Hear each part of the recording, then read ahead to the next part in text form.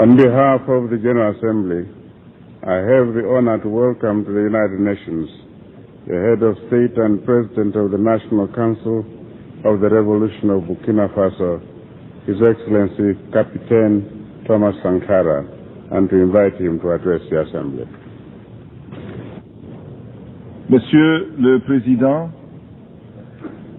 Monsieur le Secrétaire Général, honorables représentants de la communauté internationale, je viens en ces lieux vous apporter le salut fraternel d'un pays de 274 000 km² où 7 millions d'enfants, de femmes et d'hommes refusent désormais de mourir d'ignorance, de faim et de soif, tout en n'arrivant pas à vivre véritablement depuis un quart de siècle d'existence comme État souverain siégeant à l'ONU. Je viens à cette 39e session vous parler au nom d'un peuple qui, sur la terre de ses ancêtres, a choisi dorénavant de s'affirmer et de s'assumer dans son histoire, dans ses aspects positifs comme dans ses aspects négatifs, sans complexe aucun.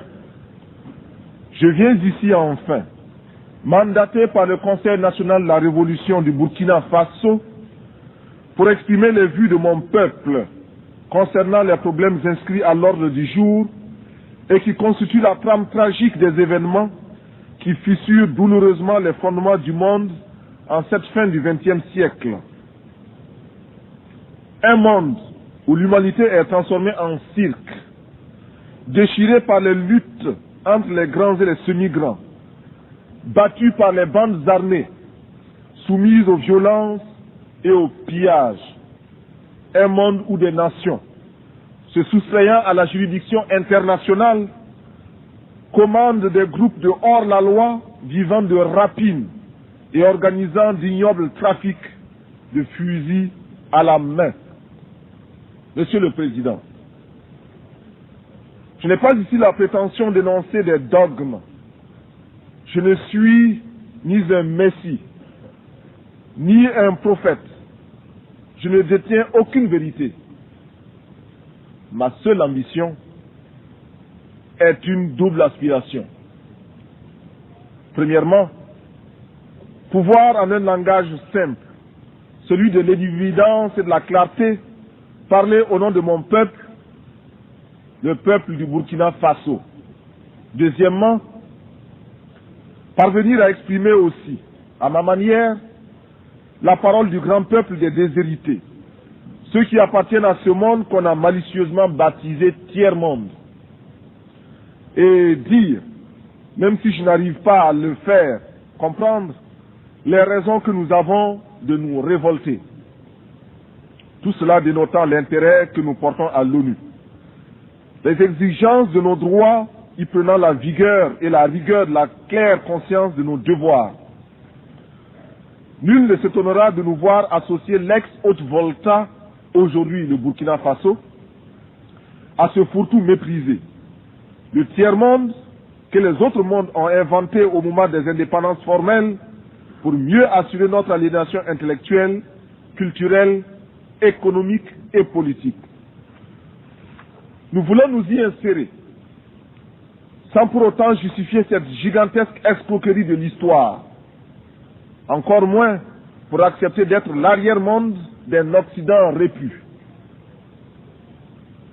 Mais pour affirmer la conscience d'appartenir à un ensemble tricontinental et admettre, en tant que non-alignés et avec la densité de nos convictions, qu'une solidarité spéciale unit ces trois continents d'Asie, d'Amérique latine et d'Afrique dans un même combat contre les mêmes trafiquants politiques, les mêmes exploiteurs économiques. Reconnaître donc notre présence au sein du tiers-monde, c'est, pour paraphraser José Marti, affirmer que nous sentons sur notre joue tout coup donné à n'importe quel homme de ce monde. Fin de citation. Nous avons jusqu'ici tendu l'autre jour. Les chiffres ont été redoublés. Mais le cœur du méchant ne s'est pas attendri. Ils ont piétiné la vérité du juste. Du Christ, ils ont trahi la parole. Ils ont transformé sa croix en massue. Et après qu'il se soit revêtu de sa tunique, ils ont lacéré nos corps et nos âmes. Ils ont obscurci son message. Ils l'ont occidentalisé. Cependant que nous le recevions comme libération universelle. Alors, nos yeux se sont ouverts à la lutte des classes. Il n'y aura plus de gifles. Il faut proclamer qu'il ne peut y avoir de salut pour nos peuples que si nous tournons radicalement le dos à tous les modèles que tous les charlatans de même acabit ont essayé de nous vendre 20 années durant. Il ne saurait y avoir pour nous de salut en dehors de ce refus-là. Pas de développement en dehors de cette structure. Du reste, tous les nouveaux maîtres à penser, sortant de leur sommeil, réveillés par la montée vertigineuse de milliards d'hommes en haillons, effrayés par la menace que fait peser sur leur digestion cette multitude traquée par la faim, commencent à remodeler leurs discours et, dans une quête anxieuse, recherchent une fois de plus, en nos lieux et places, des concepts miracles de nouvelles formes de développement pour nos pays. Il suffit, pour s'en convaincre, de lire les nombreux actes des innombrables colloques et séminaires. Loin de moi l'idée de tourner en ridicule les efforts patients de ces intellectuels honnêtes qui, parce qu'ils ont des yeux pour voir, découvrent les terribles conséquences des ravages imposés par les 10 spécialistes en développement dans le tiers-monde. La crainte qui m'habite, c'est de voir les résultats de tant d'énergie confisquée par les prospéros de tout genre pour en faire la baguette destinée à nous renvoyer à un monde d'esclavage maquillé au goût de notre temps. Cette crainte se justifie, d'autant plus que la petite bourgeoisie africaine diplômée, sinon celle du tiers-monde, soit par paresse intellectuelle, soit plus simplement parce que, ayant goûté au mode de vie occidental, n'est pas prête à renoncer à ses privilèges. De ce fait, elle l'oublie que toute vraie lutte politique postule un débat théorique rigoureux et elle refuse l'effort de réflexion pour inventer des concepts nouveaux à la hauteur du combat meurtrier qui nous attend. Consommatrice passive et lamentable, elle se regorge de vocables fétichisés par l'Occident, comme elle le fait de son whisky et de son champagne. Dans ces salons à l'harmonie douteuse, on recherchera en vain, depuis les concepts de négritude et d'African personality, marqués maintenant par les temps, des idées vraiment neuves, issues des cerveaux de nos grands, entre guillemets, intellectuels. Le vocabulaire des idées nous viennent d'ailleurs. Nos professeurs, nos ingénieurs et nos économistes se contentent d'y adjoindre des colorants parce que des universités européennes dont ils sont les produits, ils n'ont ramené souvent que leur diplôme et le velours des adjectifs ou des superlatifs. Il est nécessaire, il est urgent que nos cadres et nos travailleurs de la plume apprennent qu'il n'y a pas d'écriture innocente. En ces temps de tempête, nous ne pouvons laisser à nos seuls ennemis d'hier et d'aujourd'hui le monopole de la pensée et de l'imagination et de la créativité. Il faut, avant qu'il ne soit trop tard, car il est déjà tard, que ces élites, ces hommes de l'Afrique du tiers-monde reviennent à eux-mêmes. C'est-à-dire à leur société, à la misère dont nous avons hérité pour comprendre non seulement la bataille pour une pensée au service des masses déshéritées n'est pas vaine, mais qu'ils ne peuvent devenir crédibles sur le plan international qu'en inventant réellement, c'est-à-dire en donnant de leur peuple une image fidèle, une image qui leur permet de réaliser des changements profonds de la situation sociale et politique. susceptibles de nous arracher à la domination et à l'exploitation étrangère qui livrent nos États à la seule perspective de la faillite. C'est ce que nous avons perçu. Nous, peuple du Burkina, au cours de cette nuit du 4 août 1983, au premier scintillement des étoiles dans le ciel de notre patrie, il nous fallait prendre la tête des jacqueries qui s'annonçaient dans les campagnes affolées par l'avancée du désert, épuisées par la faim et la soif, et délaissées.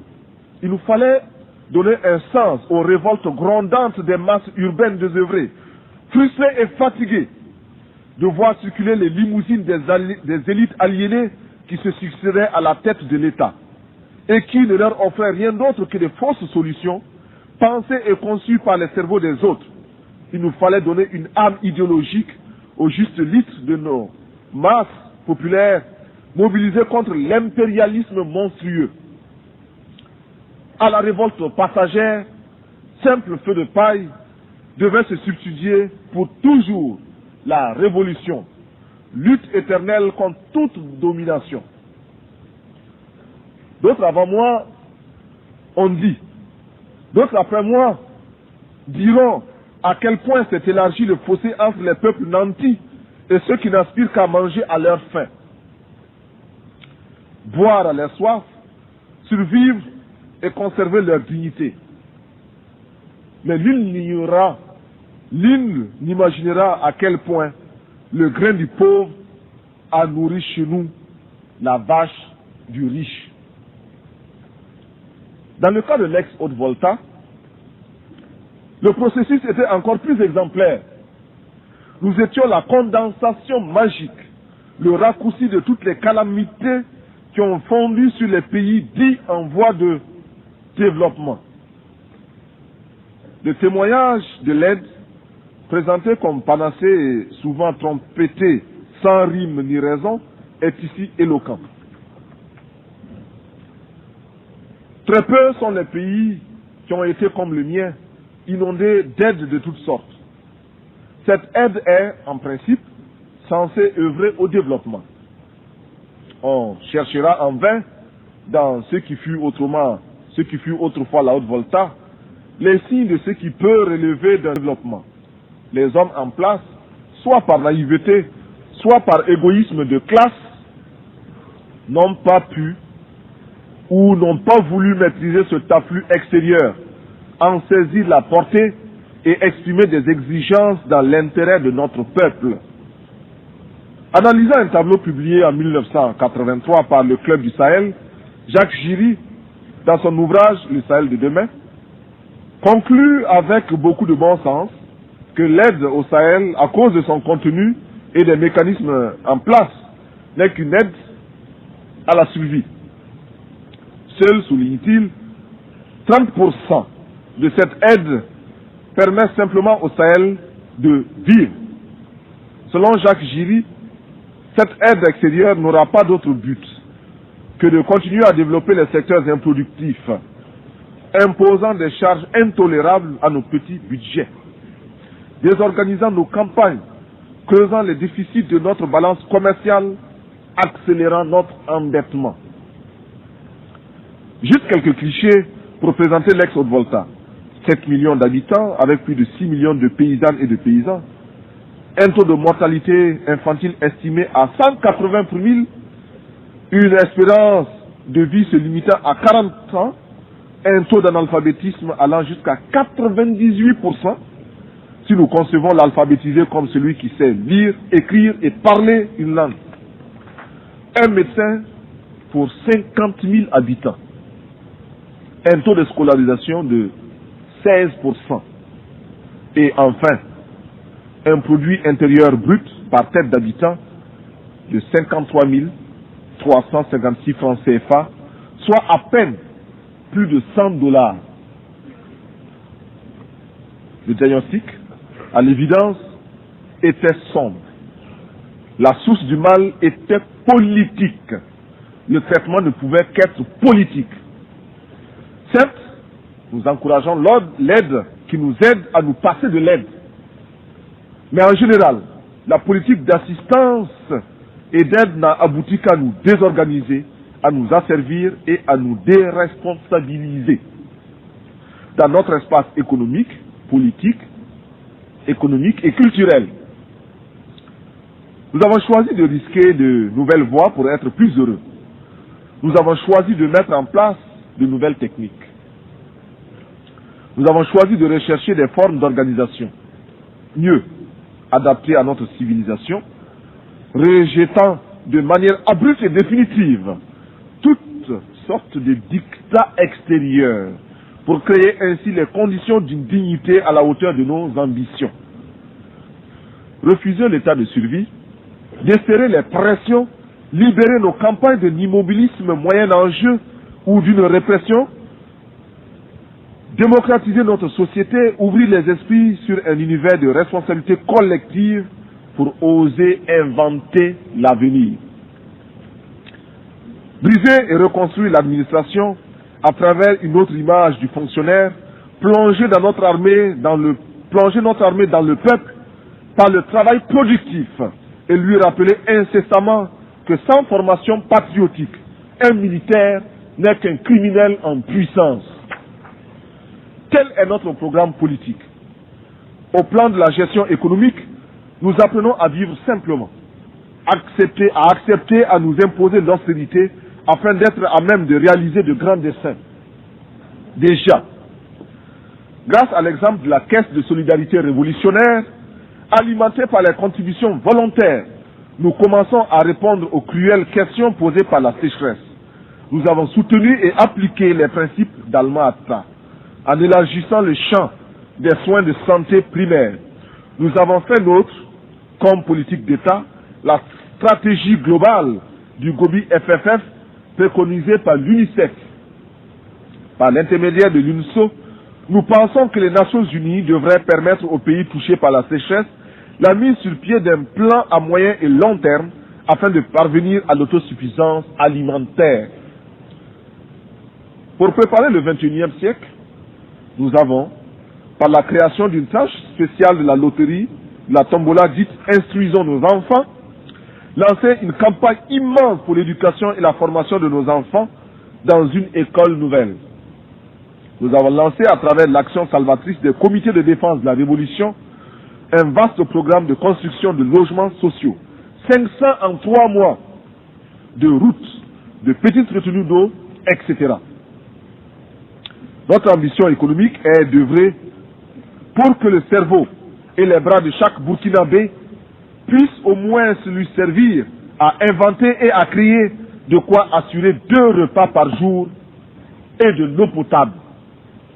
Nous jurons, nous proclamons que désormais au Burkina Faso, plus rien ne se fera sans la participation des Burkinabés. Rien qui n'ait été au préalable décidé par nous, élaboré par nous. Il n'y aura plus d'attentat à notre pudeur et à notre dignité.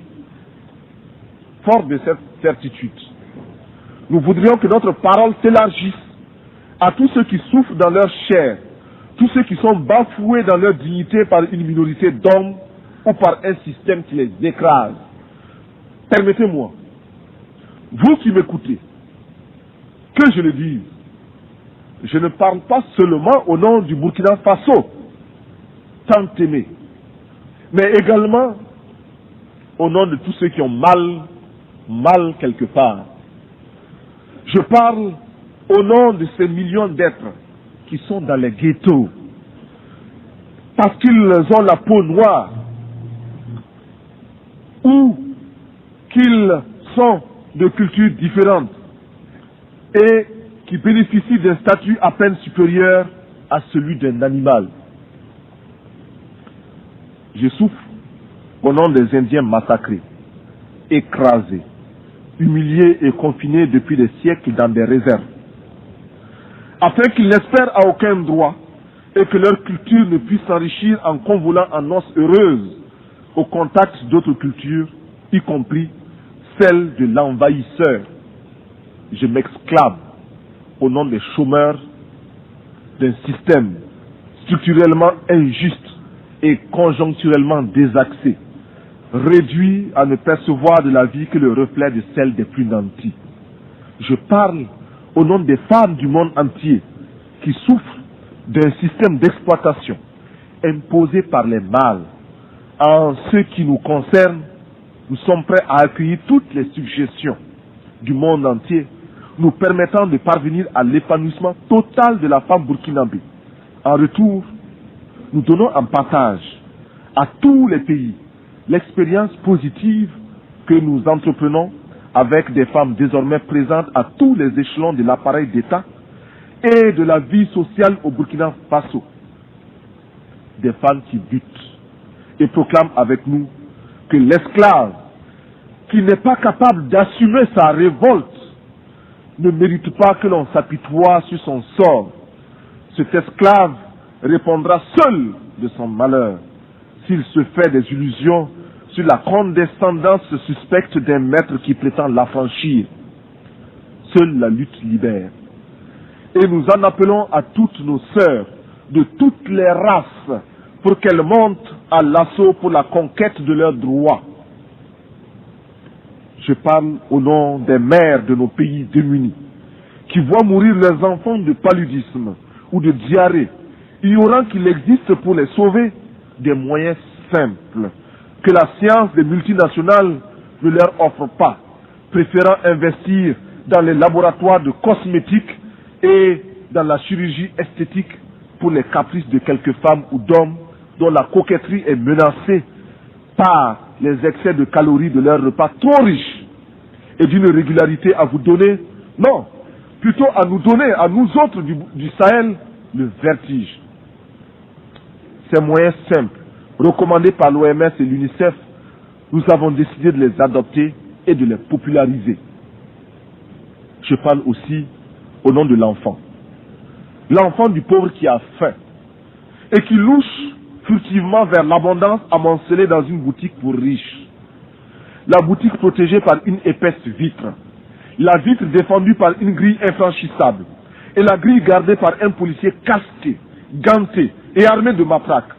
Ce policier, placé là par le père d'un autre enfant qui viendra se servir, ou plutôt se faire servir, parce que présentant toutes les garanties de représentativité et de normes capitalistiques du système.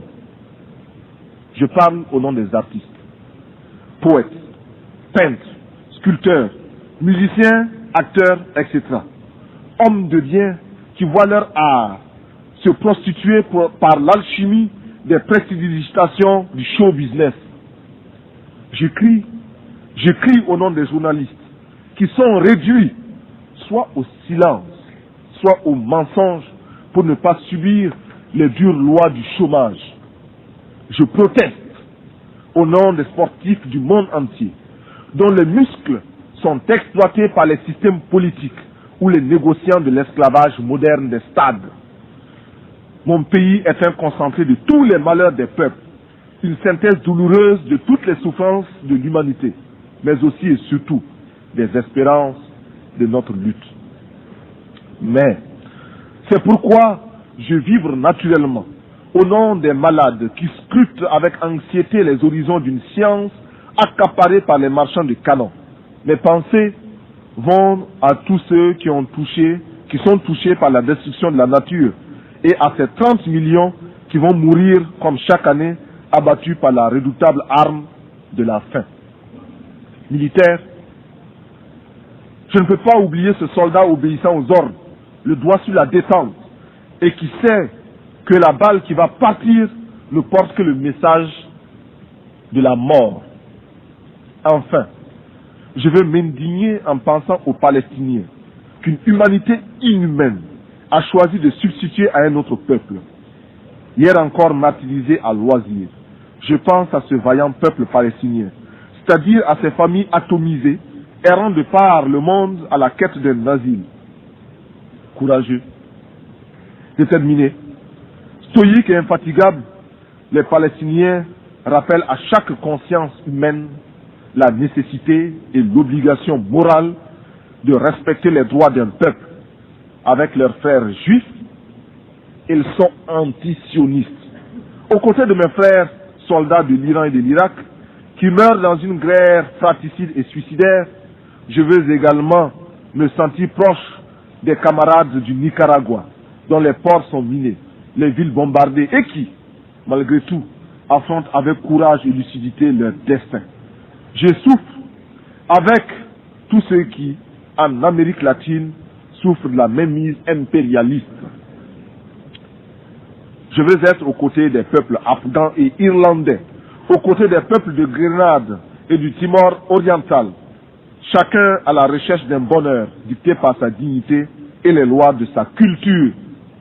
Je m'élève ici, au nom de tous ceux qui cherchent vainement dans quel forum de ce monde ils pourront faire entendre leur voix et la faire prendre en considération réellement.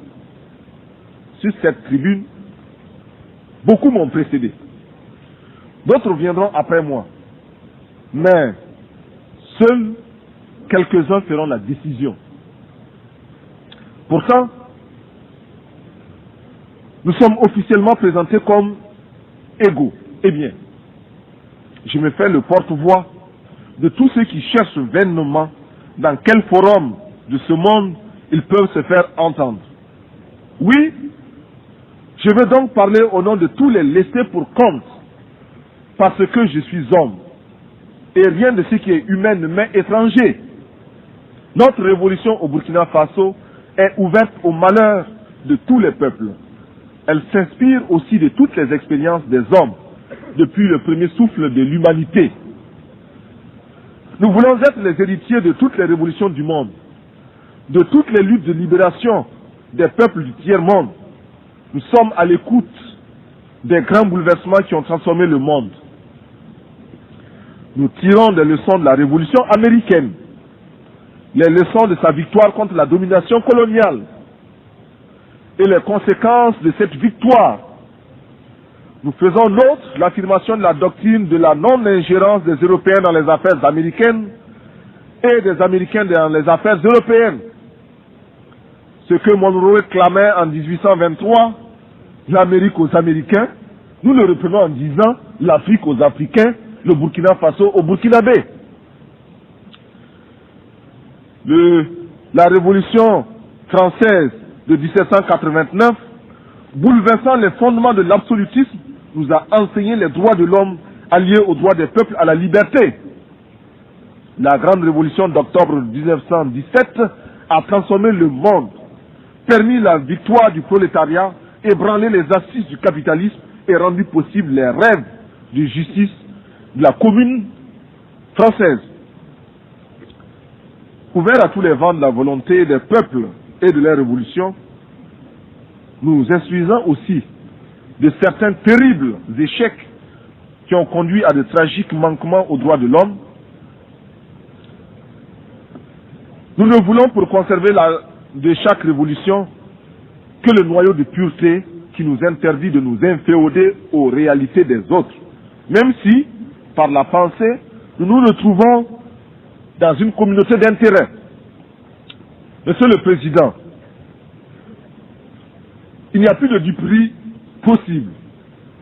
Le nouvel ordre économique mondial pour lequel nous luttons et continuerons de lutter ne peut se réaliser que si nous parvenons à ruiner l'ancien ordre qui nous ignore, si nous imposons la place qui nous revient dans l'organisation politique du monde, si, prenant conscience de notre importance dans le monde, nous aboutissons au droit de regard et de décision sur les mécanismes qui régissent le commerce, l'économie et la monnaie à l'échelle planétaire.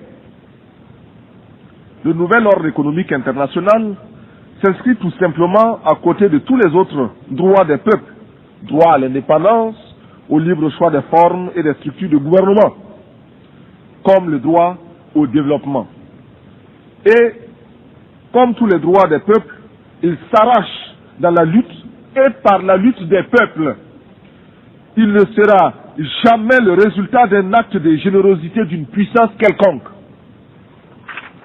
Je conserve en moi la confiance inébranlable, confiance partagée avec l'immense communauté des pays non alignés, que sous le coup de boutoir de la détresse hurlante de nos peuples, notre groupe va maintenir sa cohésion renforcer notre pouvoir de négociation collective, se trouver des alliés parmi toutes les nations, commencer de concert avec ceux qui peuvent encore nous entendre, l'organisation d'un système de relations économiques internationales véritablement nouveau. Monsieur le Président, si j'ai accepté de me présenter devant cette illustre assemblée pour prendre la parole, c'est parce que, malgré les critiques qui lui sont adressées par certains grands contributeurs, les Nations Unies demeurent la tribune idéale pour nos revendications, le lieu obligé de la légitimité des pays sans voix. C'est cela qu'exprime avec beaucoup de justesse notre secrétaire général lorsqu'il écrit, je cite, « L'Organisation des Nations Unies est unique, en ce qu'elle reflète les aspirations et les frustrations de nombreux pays et groupements du monde entier. Un des grands mérites est que toutes les nations, y compris celles qui sont faibles, opprimées ou victimes de l'injustice, il s'agit de nous, peuvent, même lorsqu'elles sont confrontées aux dures réalités du pouvoir, y trouver une tribune et s'y faire entendre. Une cause juste, même si elle ne rencontre que revers ou indifférence, peut trouver un écho à l'Organisation des Nations Unies. Cet attribut de l'organisation n'est pas toujours prisé, mais il n'est pas moins essentiel. » Fin de citation. On ne peut mieux définir le sens et la portée de notre organisation. Aussi, est-il pour chacun de nous un impératif catégorique de consolider les assises de notre organisation, de lui donner les moyens de son action. Nous adoptons en conséquence les propositions faites à cette fin par le secrétaire général pour sortir l'organisation des nombreuses impasses, soigneusement entretenues par le jeu des grandes puissances, afin de la discréditer aux yeux de l'opinion publique. Monsieur le Président, reconnaissant les mérites, même limités de notre organisation, je ne peux que me réjouir de la voir compter de nouveaux adhérents. C'est pourquoi la délégation burkinabé salue l'entrée du 159e membre de notre organisation, l'État du Brunei Darussalam. C'est la déraison de ceux entre les mains desquels la direction du monde est tombée par le hasard des choses, qui fait obligation au mouvement des pays non alignés auxquels, je l'espère, se joindra bientôt l'État du Brunei Darussalam, de se considérer comme un des objectifs permanents de sa lutte. Le combat pour le désarmement sont des aspects essentiels parmi les premières conditions de notre droit au développement. Il faut, à notre avis, des études sérieuses, prenant en compte tous les éléments qui ont conduit aux calamités qui ont fondu sur le monde. À ce titre, le président Fidel Castro, en 1979, a admirablement exprimé notre point de vue à l'ouverture du 6e sommet des non-alignés, lorsqu'il déclarait, je cite, « Avec 300 milliards de dollars, on pourrait construire en un an 600 000 écoles pouvant recevoir 400 millions d'enfants, ou 60 millions de logements confortables pour 300 millions de personnes, ou 30 000 hôpitaux équipés de 18 millions de lits, ou 20 000 usines pouvant employer plus de 20 millions de travailleurs, ou irriguer 150 millions d'hectares de terres qui, avec les moyens techniques adéquats, pourraient alimenter 1 milliard de personnes. » Fin de citation. En multipliant aujourd'hui ces chiffres par 10, et je suis certain que je serai là, en deçà de la réalité, on réalise ce que l'humanité gaspille tous les ans dans le domaine militaire, c'est-à-dire contre la paix. On perçoit aisément pourquoi l'indignation des peuples se transforme rapidement en révolte et en révolution, devant les miettes qu'on leur jette sous la forme ignominieuse d'une certaine aide assortie de conditions parfois franchement abjectes. On comprend enfin pourquoi, dans le combat pour le développement, nous nous désignons comme des militants inlassables de la paix. Nous faisons le serment de lutter pour atténuer les tensions, introduire les principes d'une vie civilisée dans les relations internationales et les étendre à toutes les parties du monde, ce qui revient à dire que nous ne pouvons plus assister, passifs, au trafic des concepts. Nous réitérons notre résolution d'être des agents actifs de la paix, de tenir notre place dans le combat pour le désarmement, d'agir enfin en politique internationale comme un facteur décisif, libéré de toute entrave vis-à-vis de toutes les grandes puissances, quels que soient les projets de ces dernières. Mais la recherche de la paix va de pair avec l'application ferme du droit des pays à l'indépendance. Sur ce point, le palmarès le plus impitoyable, le plus pitoyable, le plus lamentable, oui, le plus lamentable, est détenu au Moyen-Orient en termes d'arrogance, d'insolence et d'incroyable entêtement d'un petit pays, Israël, qui, depuis plus de 20 ans, avec l'inqualifiable complicité de son puissant protecteur, les États-Unis d'Amérique, continue à défier la communauté internationale au mépris d'une histoire qui, hier encore, désignait chaque juif à l'horreur des fours crématoires. Israël en arrive à infliger à d'autres ce qui fut son propre calvaire. En tout état de cause, Israël, dont nous aimons le peuple pour son courage et ses sacrifices d'hier, doit savoir que les conditions de sa propre quiétude ne résident que dans les conditions de sa propre quiétude ne résident que dans sa puissance militaire financée par l'extérieur. Israël doit commencer à apprendre à devenir une nation comme les autres nations, parmi les autres.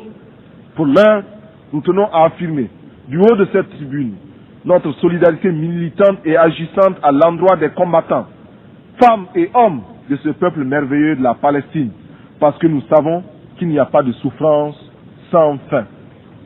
Monsieur le Président, analysant la situation qui prévaut en Afrique, sur les plans économiques et politiques, ne pouvons pas ne pas souligner les graves préoccupations qui sont les nôtres face aux dangereux défis lancés aux droits des peuples par certaines nations qui, sûres de leurs alliances, bafouent ouvertement la morale internationale. Certes, nous avons le droit de nous réjouir de la décision de retrait des troupes étrangères au Tchad, afin que les Tchadiens, entre eux, sans intermédiaire, cherchent les moyens de mettre fin à cette guerre fratricide et donner enfin à ce peuple qui n'en finit pas de pleurer depuis de nombreux hivernages les moyens de sécher ses larmes. Mais, malgré les progrès enregistrés ça et là par les peuples africains dans leur lutte pour l'émancipation économique, notre continent continue de refléter la réalité essentielle des contradictions entre les grandes puissances, de charrier les insupportables apories du monde contemporain. C'est pourquoi nous tenons pour inadmissible et condamnons sans recours le sort fait au peuple du Sahara occidental par le royaume du Maroc, qui se livre à des méthodes dilatoires pour retarder l'échéance qui, de toute façon, lui sera imposée par la volonté du peuple sahraoui. Pour avoir visité personnellement les régions libérées par le peuple sahraoui, j'ai acquis la confirmation que plus rien désormais ne saurait entraver sa marche vers la libération totale de son pays sous la conduite militante et éclairée du Front Polisario. Monsieur le Président, je ne voudrais pas trop m'étendre sur la question de Mayotte et des îles de l'archipel malgache.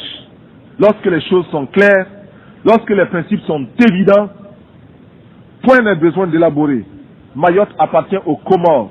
Les îles de l'archipel sont malgaches. En Amérique latine, nous saluons l'initiative du groupe de Contadora, qui constitue une étape positive dans la recherche d'une solution juste à la situation explosive qui y prévaut. Le commandant Daniel Ortega, au nom du peuple révolutionnaire du Nicaragua, a fait ici des propositions concrètes et posé des questions de fond à qui le droit. Nous attendons de voir la paix s'installer dans son pays en Amérique centrale le 15 octobre prochain et après le 15 octobre. Et nous prenons à témoin l'opinion publique mondiale. De même que nous avons condamné l'agression étrangère de l'île de Grenade, de même nous fustigeons toutes les interventions étrangères. C'est ainsi que nous ne pouvons sans nous taire face à l'intervention militaire étrangère en Afghanistan. Il est cependant un point, mais dont la gravité exige de chacun de nous une explication franche et décisive. Cette question, vous vous en doutez, ne peut être que celle de l'Afrique du Sud.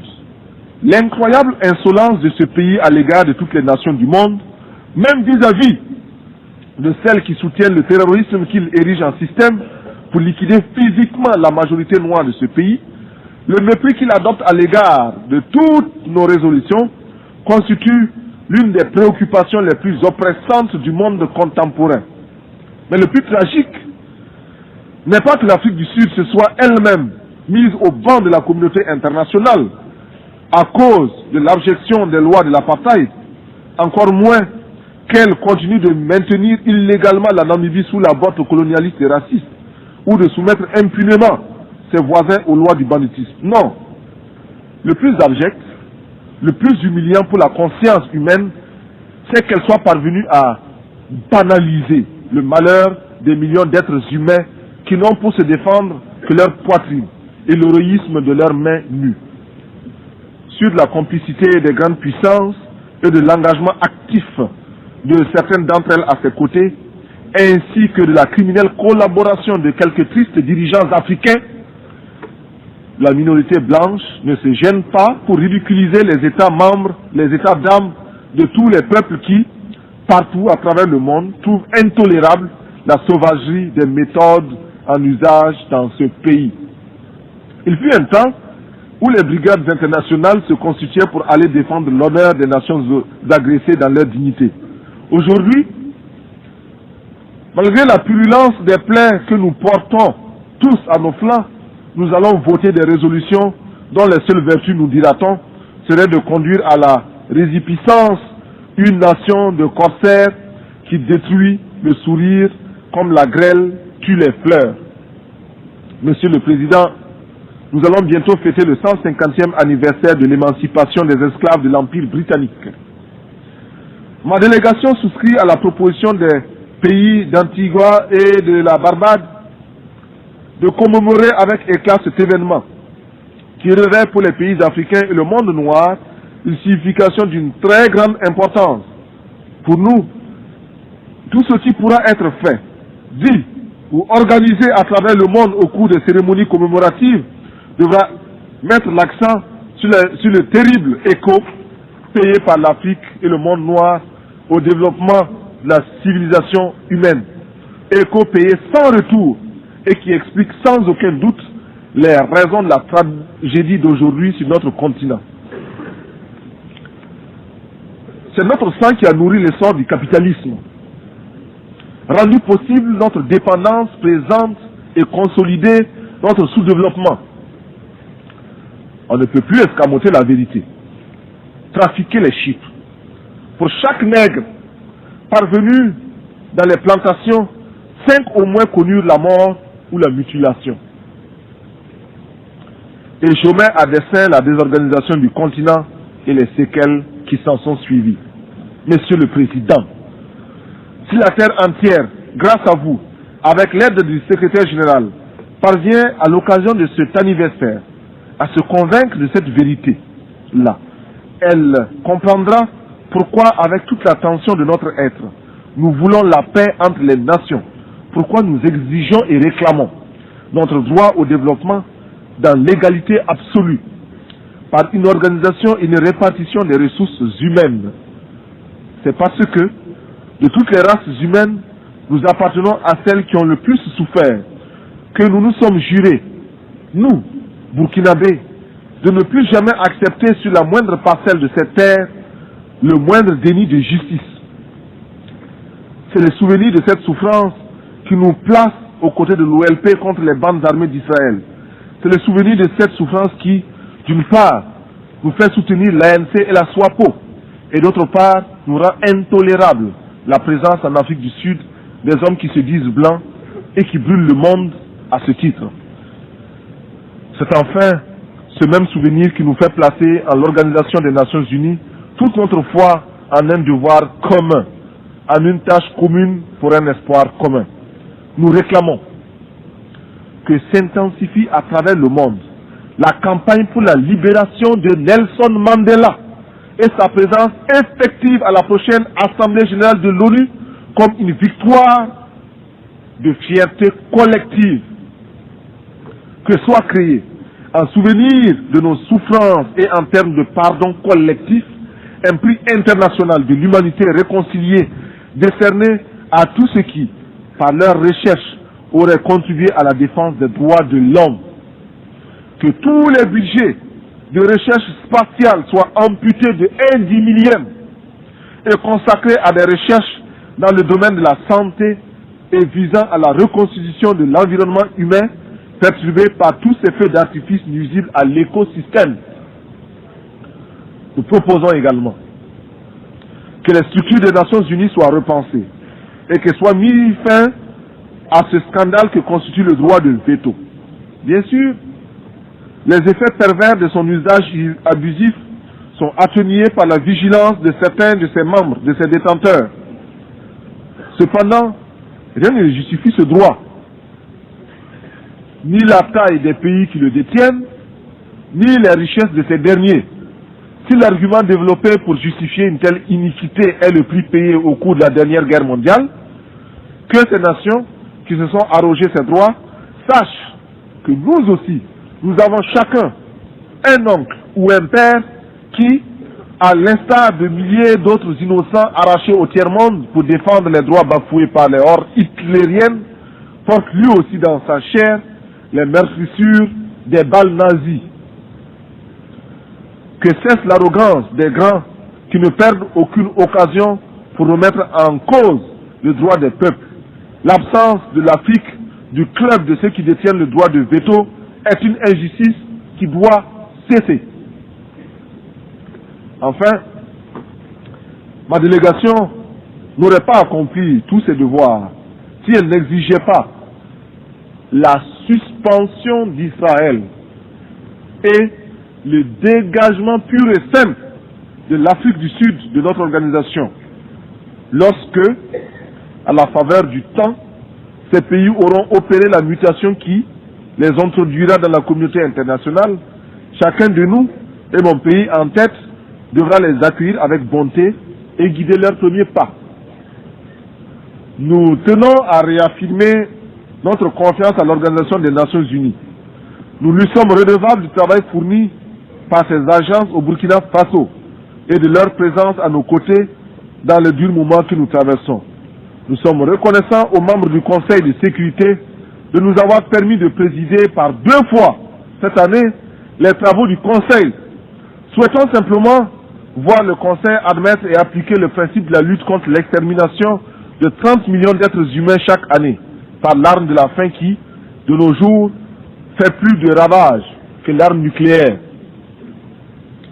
Cette confiance et cette foi en l'organisation me fait obligation de remercier le secrétaire général, M. Xavier Pérez de Cuellar, de la visite tant appréciée qu'il nous a faite pour constater sur le terrain les dures réalités de notre existence et se donner une image fidèle de l'aridité du Sahel et de la tragédie du désert conquérant. Je ne saurais terminer sans rendre hommage aux éminentes qualités de notre président qui saura, avec la clairvoyance que nous lui connaissons, diriger les travaux de cette 39e session. Monsieur le Président, j'ai parcouru des milliers de kilomètres. Je suis venu ici pour demander à chacun de vous que nous puissions mettre ensemble nos efforts pour que cesse la morgue des gens qui n'ont pas raison, pour que s'efface le triste spectacle des enfants qui meurent de faim, pour que disparaisse l'ignorance, pour que triomphe la rébellion légitime des peuples, pour que se taise le bruit des armes et qu'enfin, avec une seule et même volonté, luttant pour la survie de l'humanité, nous parvenions à chanter en chœur avec le grand poète Novalis, je cite, « Bientôt, les astres reviendront visiter la terre d'où ils se sont éloignés pendant nos temps obscurs. Le soleil déposera son spectre sévère, reviendra étoilé parmi les étoiles. Toutes les races du monde se rassembleront à nouveau après une longue séparation. Les vieilles familles orphelines se retrouveront et chaque jour verra de nouvelles retrouvailles, de nouveaux embrassements. Alors, les habitants du temps jadis reviendront vers la terre. En chaque tombe se réveillera la cendre éteinte. Partout, brûleront à nouveau les flammes de la vie. Les vieilles demeures seront rebâties, les temps anciens se renouvelleront et l'histoire sera le rêve d'un présent à l'étendue infinie. À bas la réaction internationale, à bas l'impérialisme, à bas le néocolonialisme, à bas le fantocisme. Gloire éternelle aux peuples qui luttent pour leur liberté. Gloire éternelle aux peuples qui décident de s'assumer pour leur dignité. Victoire éternelle aux peuples d'Afrique, d'Amérique latine et d'Asie qui luttent. La patrie ou la mort, nous vaincrons. Je vous remercie.